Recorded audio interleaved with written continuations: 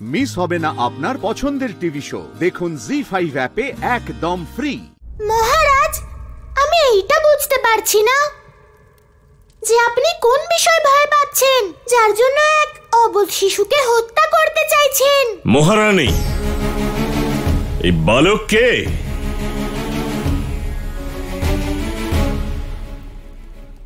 আমি কানাই। আমি আমার মায়ের কানাই। তাই আপনাকে জিজ্ঞেস করছি যে আপনি এক মায়ের সামনে পুত্রের হত্যা করতে কেন চাইছেন? বালক, ওই তো হলো সমস্যার মূল, যে আমার স্ত্রীর পুত্র আমার মৃত্যুর কারণ হচ্ছে। আর এইটা আপনাকে কে বলেছে মহারাজ? আচার্য, আপনি বলুন এই বালককে।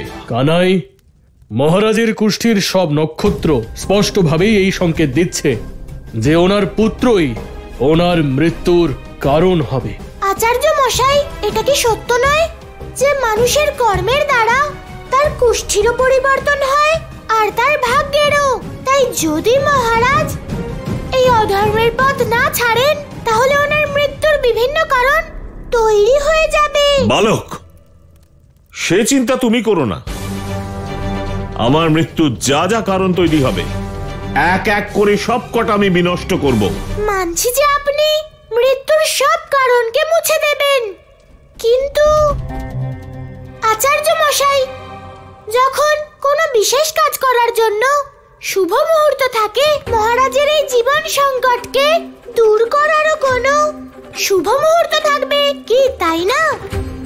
আচার্য মশাই, তাড়াতাড়ি গণনা করুন, কারণ রাত্রে কেবল 4 প্রহরই থাকে আর তার মধ্যে একটা প্রহর কেটে গেছে, আর আপনার কাছে বাকি আছে দ্বিতীয় আর তৃতীয় প্রহর, কারণ চতুর্থ প্রহর তো ব্রহ্ম মুহূর্ত শুরু হয়। মহারাজ, আপনার পুত্রের কুষ্ঠিতে ব্রহ্ম মুহূর্তের উল্লেখ আছে। যদি সেই মুহূর্তে এই শিশুকে হত্যা করেন, তাহলে আপনার সমস্ত পাপ দূর হবে আর আপনার মৃত্যুর সমস্ত ভয় কেটে যাবে। তবে ঠিক আছে, আমি ব্রহ্ম মুহূর্তের প্রতীক্ষায় থাকবো। কালেশ্বর, অধর্ম যে সময়ই করো তা অধর্মই হয়, আর সেই অধর্ম তোমার মৃত্যুর কারণ হবে।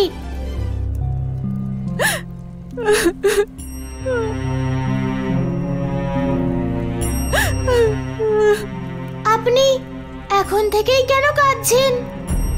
কানাই, এ তুমি কি বলছো? কাকি, আপনি আপনার পুত্রকে রক্ষা করতে সক্ষম হয়েও আপনি তাকে রক্ষা করছেন না, বরং শুধু কেঁদেই চলেছেন। তাহলে তুমি কি চাইছো কানাই? একজন অসহায় নারী কি করতে পারে? কাকি, দেবী দেবতাদের থেকেও বেশি শক্তি থাকে এক মায়ের মধ্যে।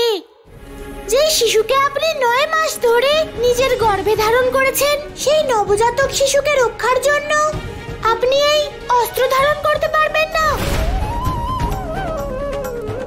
আপনি কি সেই পাপীকে বিনাশ করতে পারবেন না যে আপনার পুত্রকে হত্যা করতে চায়?